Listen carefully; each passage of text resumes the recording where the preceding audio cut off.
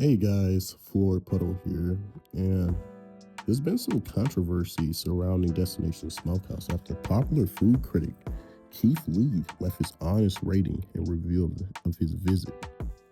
Now let's take a look at that real quick.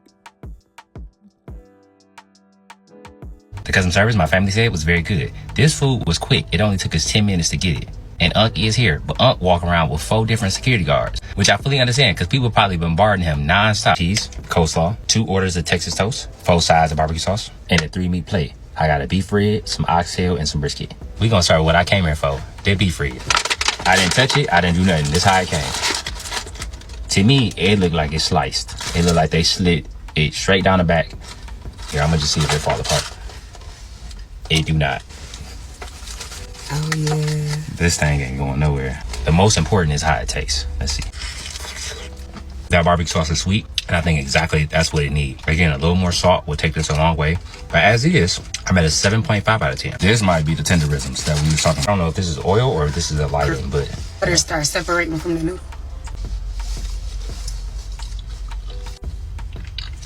The cheese completely separated and almost curdled. I don't know what noodle that is. This is the noodle. In my opinion, is it extremely hard to get people engaged like that, to show your true personality, to be yourself, no matter how fast things take off in the space. I don't think he intended for it to go the way it's going. I think he just wants to show his love of food and his love of what it is that he's doing. I'm personally taking $5,000 out of my own bank. By now, I'm pretty sure everybody knows what's going on.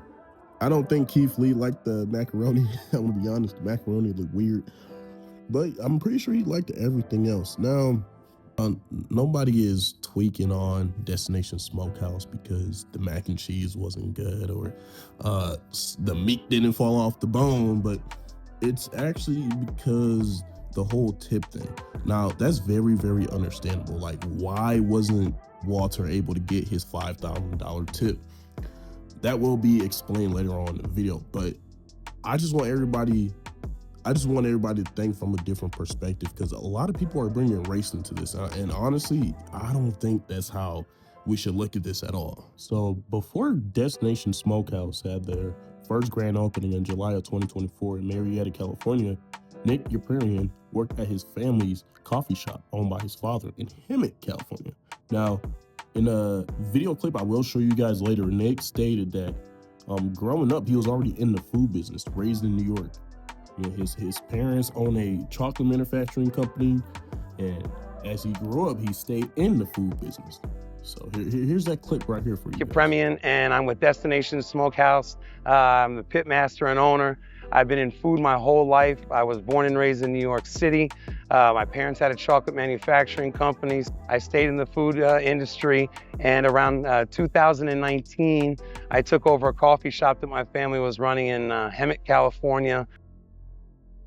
So Nick will go on to say 2 months into taking over his family coffee shop, they had closed down due to COVID-19. We all know that. And I'm going to let another clip play about Walter, but before that, I'm going to say Walter came in the mix, I can say 2020, looking for a job. That's all going to be explained. And during that time, when they were closed, Walter was trying to convince Nick to, steer his direction Doing barbecue. And I thought he was crazy. I'm like, we're a coffee shop. How are you going to do barbecue? After about 4 phone calls, he finally convinced me. We started doing ribs and chicken, and we had really good success with it. Walter was the main cook. And Walter had some things he had to deal with, personal life stuff, so he had to take some time away. Hey, look here, my name Walter, B.B. Johnson. The B.B. stand for barbecue, but that's a Q. But anyway, long story short, hey, we here in Marietta, California right now. I originally born in GI. I did a lot of cooking down in New Orleans, Mississippi, New York, and Vegas. I came across Nick one day. We had a destination, Hemet, California. Nice place, laid out, everything. I went in one morning to the place, asked him about a job. Talked to his mother, Mrs. Pat. We kicked it off real good. So then he said, yeah, come on in. I made a pot of gumbo. So he put me on the team. Ever since then, we've been like peas in a pot, you know. But it was the pandemic at the time. And the pandemic came, let me see, a few years back. Everybody know when it came. They sent me to Atlantic City, New Jersey. From New Jersey, I went to Vegas. And then I just started, it was like a blossom. Flowers open, but I like to see the grin on people's face when they eat. And the meat's so tender, you don't need no teeth. And that, you know, did something to me. So Walter would go on to explain where he started off cooking barbecue, which was in Robin, Illinois. He had met a guy named Johnny, and also with his brother too. I will be leaving in the description the links to those videos so you guys can hear it from their own mouths. But Walter loved the way he would make people feel when they would get the first bite into that barbecue. You know, he just loved how people would feel. Well, how he would make people feel, and the happiness that would come over their face every time they'll eat his food. And that's very important. It's value. Bringing value to somebody's life. Everybody's looking at this like, oh, he needs his money, he needs this. Hey, that's very, very understandable. But maybe Walter wasn't looking at it like that, you know? And I think we got to take all that pressure away, you know, off of them, because that could do a lot, you know? And it's understandable he didn't get his tip.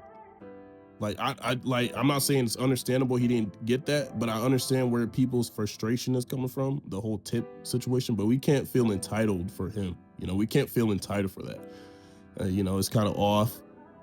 You know, but you know, Keith Lee said this right here that low-key opened my mind. Base. I don't think he intended for it to go the way it's going. I think he just wants to show his love of food and his love of what it is that he's doing.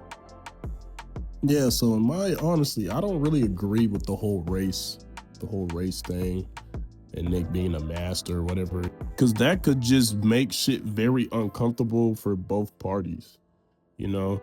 And now, you know, because obviously Walter doesn't look at it like that, you know?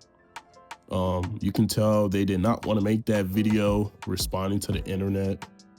You feel what I'm saying? So yeah, one more clip from Walter. I'm gonna end it with one more clip from Walter here. And people don't understand. When you are out here doing this smoking stuff, he got perfection in the smoking.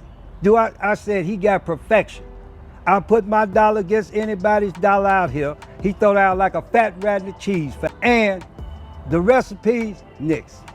Dig what I'm saying? My job here, I just support him because he's my partner, and we get out like a fat rat.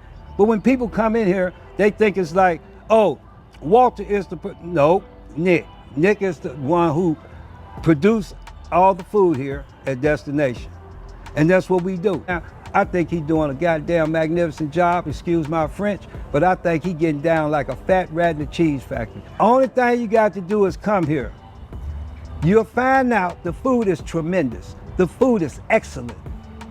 But the whole thing I'm getting at is this here. Black, white, that ain't got nothing to do with this here.